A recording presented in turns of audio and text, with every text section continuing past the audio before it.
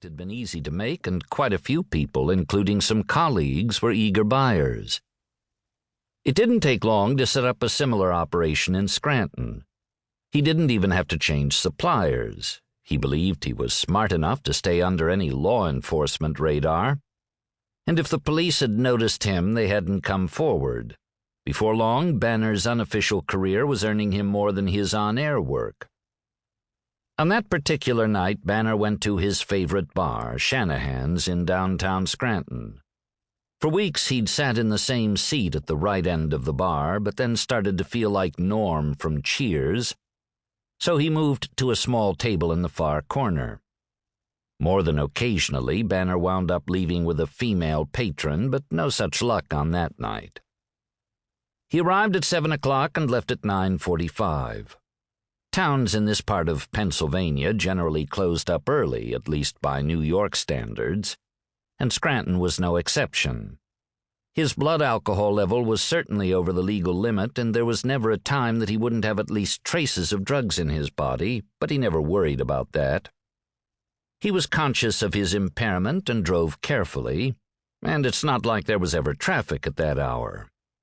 Banner's drive home was without incident, and 20 minutes after he left the bar, he pulled into his garage. 18 seconds after that, the .38 caliber bullet entered the back of his head, killing him instantly. My first cruise is almost over. Truth be told, I didn't want to do this. I was more than willing to go through life cruiseless. But Laurie and Ricky wanted to go on one, so as we often do, we had a family vote. It would not have taken Gallup to predict that the final tabulation would be 2 votes in favor of going and 1 opposed. I asked for the jury to be polled, but that didn't change the final count. We boarded 1 week ago tomorrow. The first thing we did was go to our cabin, which is a 2-bedroom suite. The 2 bedrooms plus the living room combined are the size of a large coffee table. But it would be fine, Laurie assured me, because we would rarely be in the room. There was too much fun to be had on the ship, and I, Andy Carpenter, am nothing if not fun-loving. Almost immediately, we were directed to find our life jackets and make it to our assigned stations, which were listed on the door. I'm not a big fan of needing life jackets because, by definition, they imply danger to life. That's why, for example, we don't keep life jackets in our den at home. I could barely figure out the various straps to get mine on, so Ricky helped me. And of course I was under no stress during this drill. The chance that I would be able to manage it while on the deck of a sinking ship is infinitesimal. We did as instructed and made it to our station. Once there, we stood with maybe 200 other life-jacketed passengers and responded when our names were called. One of the crew assured us that if a passenger was not there to answer to his or her name, another crew member would be sent to their stateroom to get them. This was a mandatory drill.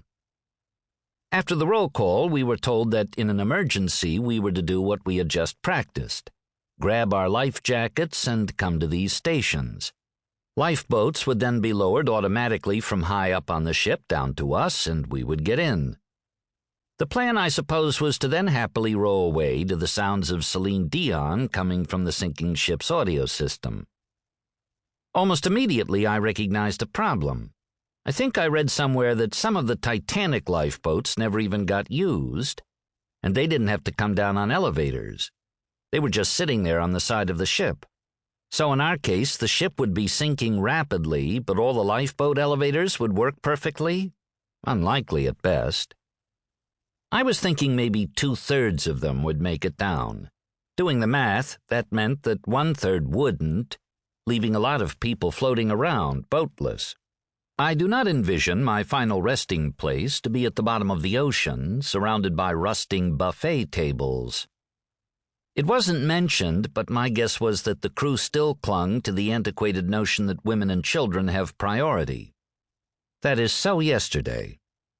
I'm fine with Laurie and Ricky getting special status, but it shouldn't be a blanket policy. It represents sexism and ageism. 2 isms that I'm firmly opposed to. Sinkism and drownism are 2 more. So I could see I was going to be left having to fend for myself against the other men on board.